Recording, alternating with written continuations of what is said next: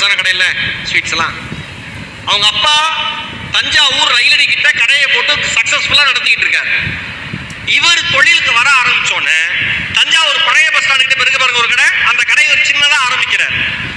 தீபாவளி எப்ப திருவிழா மாதிரி கூட்டம் இருக்குமா ஸ்வீட்ஸ் வாங்குறதுக்கு. அவ்வளோ கூட்டத்துக்கு நடுவுல இவங்க வியாபாரம் பண்ணிட்டு இருப்பாங்களாம். அவர் கடை ஆரம்பிச்ச அந்த தீபாவளி அப்ப கூட்டம் அதிகமாகி நைட்டு 8 மணிக்கெல்லாம் ஸ்வீட்ஸ் தீர்ந்து போச்சான்.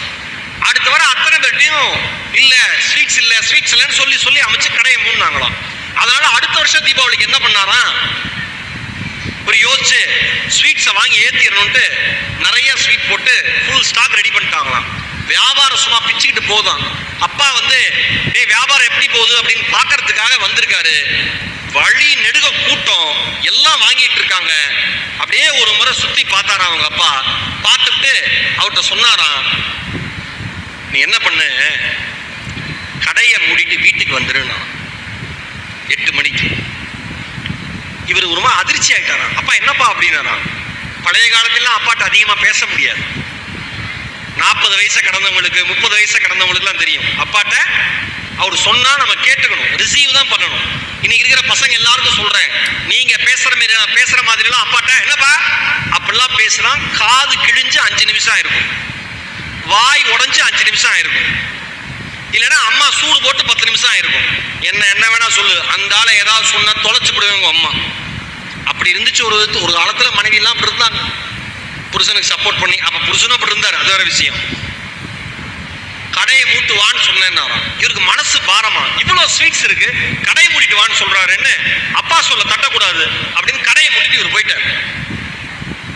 அவங்க பாட்டு வீட்டுல அவங்க பாட்டு வழக்கம் போல திருவிழா கோலமா தீபாவளி எல்லாம் கொண்டாடுறாங்க. அடுத்த நாள் காலையில போய் கடையை தர அப்படின்ட்டு இவரு கூட வந்தாராம். இவர் வர்றப்ப மார்க்கெட்ல இருக்கிற மத்த இனிப்பு விற்கிற வியாபாரிகள் அத்தனை பேரும் வந்து, அண்ணே ரொம்ப நன்றினே, அண்ணே ரொம்ப நன்றினே, நீங்க கடையை மூட்டீங்க, எங்க கடையிலாம் சேல்ஸ் நல்லா போச்சு, சூப்பர்ண்ணே, நன்றினேன்னு சொன்னாங்களாம்.